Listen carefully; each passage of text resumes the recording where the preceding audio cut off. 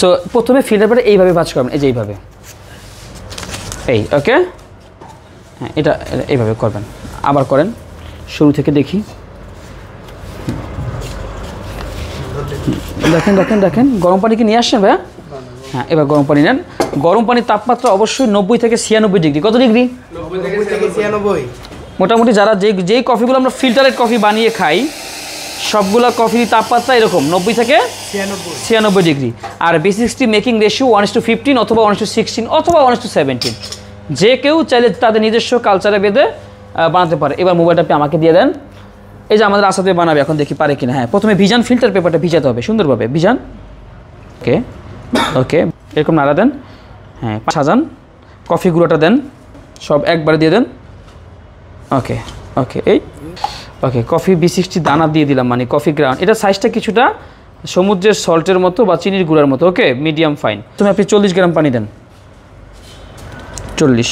So আমরা যদি 15 গ্রাম দিয়ে বানাই 15x15, যদি 20 গ্রাম দিয়ে বানাই 20x15, যদি 18 গ্রাম দিয়ে বানাই 18x15, 40। 1 গ্রাম কফির জন্য 15 গ্রাম, মেকিং রেশিও 1:15। তোমার পানি দিব। এই যে ব্লুমিংটা করার জন্য আমাদের 30 থেকে 45 সেকেন্ড ওয়েট করতে হবে। ওকে, এই যে ব্লুমিং হচ্ছে, রাইট? ঠিক কিনা?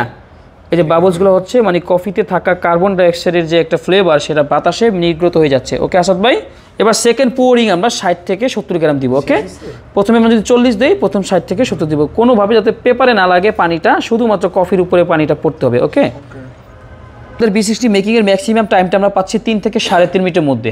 ওকে, হয়ে গেল। এখন আমরা আবার 15 থেকে 20 সেকেন্ড ওয়েট করব। মানে মোট কথা, পানি এখানে কমবে, পানি আমরা দিব, পানি এখানে কমবে, পানি আমরা দিব। ওকে, পানিটা 3টা ধাপে দিয়েও শেষ করতে পারবো, চাইলে আমরা 4টা ধাপে দিয়েও শেষ করতে পারবো। যদি আমি 3 বারে দেই তাহলে 100 দিয়ে শেষ করবো, 100 দিয়ে শেষ করে ফেলেন। সো আমরা ফাইনাল পোরিং দিচ্ছি। আমাদের টাইমটা অবশ্যই মেকশিওর করতে হবে, যেন পানির তাপমাত্রাও চেক করতে হবে। B60 কিন্তু 2 প্রকার, একটা হচ্ছে হট, একটা হচ্ছে কি আইস। আইসের জন্য আমরা অর্ধেক আইস দিয়ে নিব। যেমন ধরেন আমরা এখানে 14 গ্রাম কফির গুঁড়া ব্যবহার করেছি, পানি এভাবে পড়া যাবে না, একটা নিয়মে পড়তে হবে। যদি 14 গ্রামের সাথে 210 গ্রাম পানি হওয়ার কথা, তাহলে 105 গ্রাম আইস থাকবে আর 105 গ্রাম গরম পানি থাকবে। এটা একটা সিস্টেম আর কি, চাইলে যে কোনো 2-4 গ্রাম এদিক সেদিক হওয়া যেতেই পারে। ফাইনাল পোরিং শেষ, রাইট? এখন আমরা ওয়েট করছি পানিটা নির্গত হওয়ার জন্য। এই যে এখানটা ফিল্টারেট হয়ে পড়ছে জনপ্রিয় ব্ল্যাক কফি। ওকে, ব্ল্যাক কফির কয়েক ধরনের প্রকারভেদ রয়েছে, তার ভিতরে B60 এক ধরনের। ক্লিয়ার? আমি 14 গ্রাম দিয়েছি ফর দ্য মানে এক্সাম্পল। অনেক জায়গায় 18 গ্রাম থাকবে, 20 গ্রাম থাকবে, 22 গ্রাম থাকবে, 15। ক্লিয়ার? এটা নিয়ে কনফিউশন আছে? 20 যদি হয় তাহলে 20x15। বেশ, দ্যাটস ইট। সচরাচর 18 থেকে 20ই বেশি হয়। ক্লিয়ার?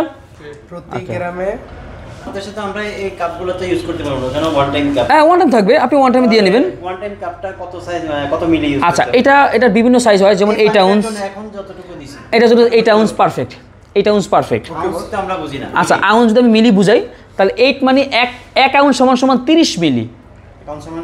8 আউন্স সমান 3 আর 24, 240 ml। তারপর যদি 12 আউন্স হয় 360 ml। 6 আউন্স হলে 180 ml।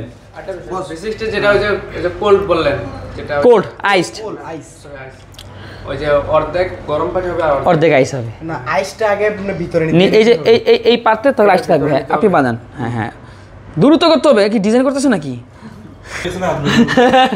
ওকে, আসাদ ভাই ডান। হ্যাঁ।